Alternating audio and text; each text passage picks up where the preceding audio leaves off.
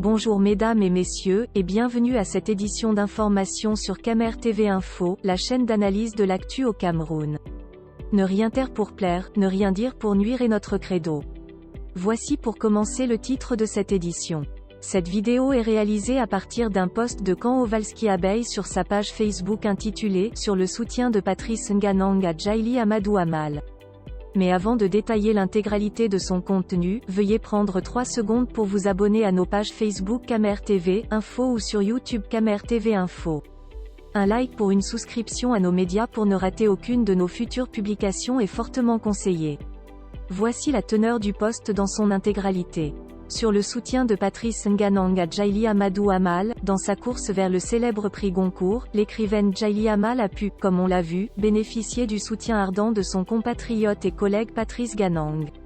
Une bonne chose. Mais je voudrais humblement demander au grand frère Patrice si ce soutien ardent devrait être interprété comme un changement de cap et d'opinion sur la France et ses institutions littéraires.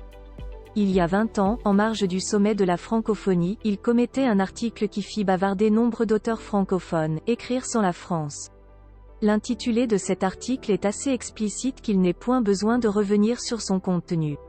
Écrire sans la France pour Patrice Nganang revient, ou revenait à écrire sans le français et sans les appareils institutionnels français et francophones dont la mission ultime est de maintenir l'écrivain africain francophone en situation d'esclavage et de soumission.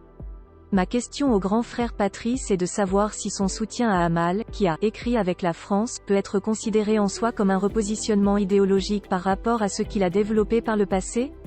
Ce soutien est-il une matérialisation de l'impuissance de son combat ou un simple retour à la « réalité » ? Si oui, demandera-t-il pardon à Alain Mabankou et aux autres qu'il a qualifiés, je reformule, d'esclaves de la France? Veuillez prendre 3 secondes pour liker la vidéo et la partager. N'oubliez pas de vous abonner à la chaîne YouTube Camer TV Info.